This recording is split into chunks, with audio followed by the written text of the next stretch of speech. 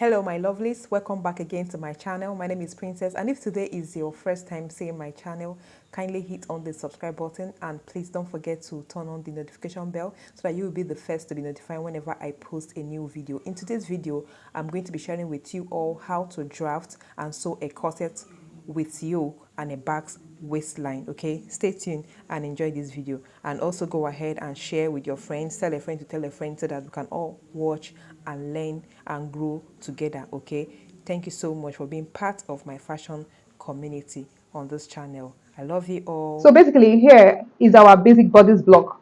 I'll go ahead now and quickly explain what I've done here so far. So this bust comprises of the front length from this shoulder. This is our starting point.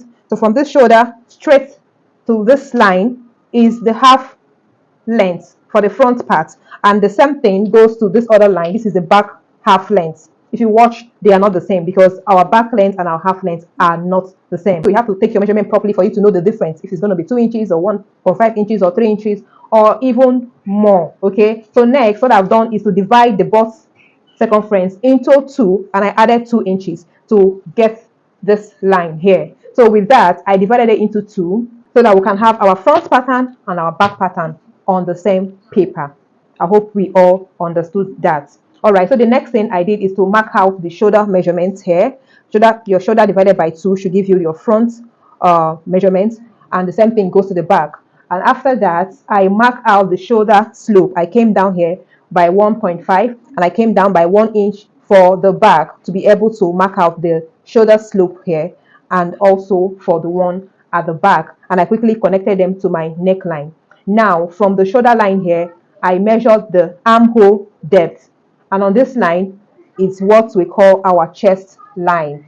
All right, after our chest line, I went ahead to measure from shoulder to my bust point, from shoulder to the under bust, and from shoulder to the half line. That is our waist line. The same thing goes to the back. What we have here is from shoulder to our chest line, from shoulder to our bust line, and from shoulder to our waist line. Okay, so now I measured out my shoulder measurement. I brought it down on this chest line to be able to mark out and curve out my armhole. I do the same thing for the back. So the next, I mark out my nipple to nipple measurements. You have to take your measurement properly for you to know what your nipple to nipple measurement is.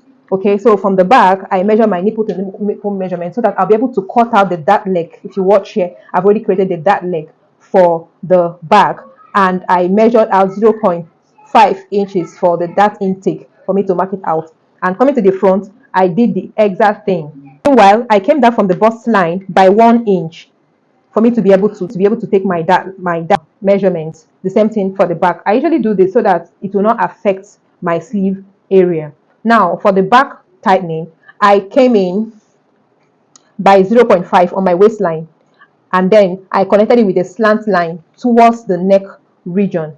That would help me to cut out every bulge at the back. So next, for my nipple point, I measure 1 inch towards my side allowance. I measured 1 inch and I marked that point. I'll be able to mark out the difference between my front length and my back length. So the next thing, from my bust point, I measured 2 inches because that is the difference between my back and my front length.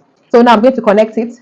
So this is the difference between my front length and my back length. So that is the dart here.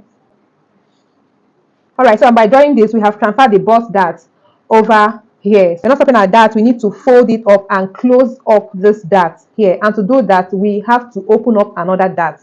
It's constant for you to be able to close up any dart. Okay, so that brings me to my shoulder dart. So what I did at the shoulder is to divide my shoulder slope into 2. From the midpoint, I connected it with a slant line to my bust point here. I'm going to cut this out so that I can be able to slash open my shoulder dart for me to be able to close my bust dart. So I'll be cutting it out now.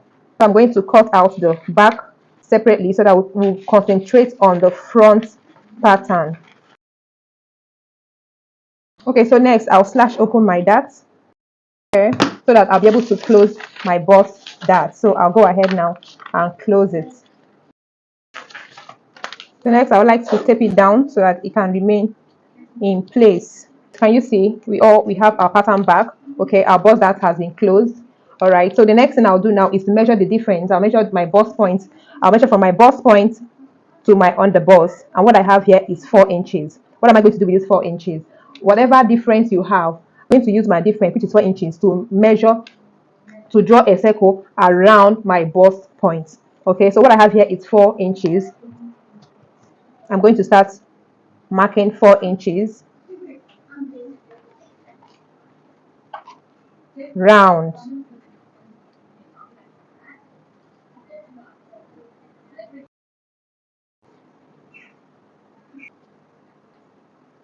So here is it. You might not see the dots, but I've marked my point, my difference round. So next thing, I'll measure my underbust divided by 4. I would like to mark it here. Okay, then I will measure the difference and then I will share it equally. So what I have here is 1.5. So what I like to do is from the front part, I would like to mark my 0.5 here, and then 1 inch goes for the inside, like so. Okay, next I would like to bring those legs down with like so. All right, afterwards I'll use my curve and then I'll connect it to the bust point. So next thing, I'll come to my chest line. I would like to go up for my chest line by 1 inch. I'm going to mark my 1 inch up here. All right, so for my over bust tightening, I'm going to come in from this point. I'm going to come in by 0.5. And on this other side, I'm going to go over by 1 inch. And I'd like to connect those points back to my bust point. So this is my 0.5. And over here, I have my 1 inch. Next, you have to determine how deep you want your cleavage, how much you want to reveal. For my chest line, I like to come down by 1 inch. And then on that 1 inch, I'm going to go in by 0.5. I'll mark my 0.5. And on that point, I will use my curve and connect it. I would like to connect, you see, and then I'll come down. I'll follow my circle. Remember the circle that we created.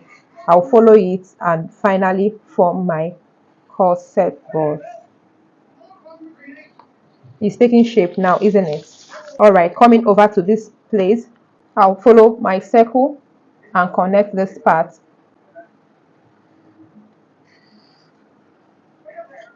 So next, I'll connect my armhole curve, and that settles it. All right, at this point, I'd like to label my cup 1. I like to put an arrow here to make sure that they are meeting each other on this part. Don't forget, you can go ahead and label. Okay, so afterwards now, I'll finish off the shaping of this corset. So I will divide it by 4. I would like to mark it here, and I'll measure the that leg I have here, and I'll transfer it to this part. I'll also like to mark out this that leg I have here and transfer it here, able to shape. And next thing, I'll come in with my curve and connect this part. All right, after shaping it now, I'll cut out. Don't forget to label center front, side front. Then this is your yoke.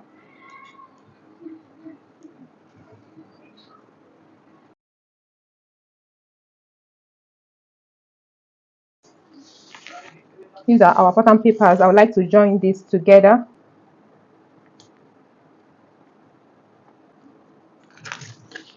And this is our yoke. Close this that so that we can have our yoke all together. I'll cut it as one. Okay, this is our patterns. Okay, so the next thing we'll be doing now is to cut our basque with this pattern. All right, and for our bags, all you have to do is to place your pattern on top of another paper like this, okay, and paste it like I've done. Then from the center point, you have to determine the depth you want to measure, either 3 inches or 4 inches. So I'm going to come down from here by 4 inches. I'll mark it. And from this waistline here by the side, I'm going to come down by 0.75. I came down by 0.75. So I'm going to connect this point now with this other point here, like so. Next, I'll cut it out. So here is our back. So here is all the pattern for the front. The next we'll be doing is to alter the back pattern. All right, now we alter the back pattern. It's quite simple. The first thing, you have to decide what kind of a back do you want. You want to create a zip at your back, or you want to create loops, and do your modesty panel and all that. So now I'm going to do a modesty panel for the back. So all I have to do is to determine the space I want, the opening I want at my back. How wide do I want it, the opening? So what I want is 2.5. So from the waistline, I'll mark my 2.5, and I'll do the same on the chest line. Remember that whatever thing you measure here, by the time you open it up, it doubles. So the back of this pattern, the back is going to give me 5 inches when I open it up. I'm aware of that, and that is how much I want to open, since I'm going to create a modesty panel, so it's not going to still be a problem. Okay, so after opening it up like this, the next thing is for me to determine how deep do you want this neckline to be. I wanted a deep neckline per se, to be just deep. So I'm going to use this place as a reference. From this place, I'm going to come in by 1.5. Next, I'll connect it from my neckline. You see, so this now becomes my yoke, my back yoke. All right, so now I input my measurement from my bust span divided by 4. I'll mark it here. And then on this part, my waistline divided by 4 plus my dart intake, I'll transfer it here, and I'll connect my lines. And that is pretty all. Next, I'll cut out my back pattern. Then I'll close my back dart. Okay, I've closed my back dart, so I'll label it. This is my side back, this is my center back, and this is my back yoke. So the next thing, I'll be transferring all these patterns to our fabric.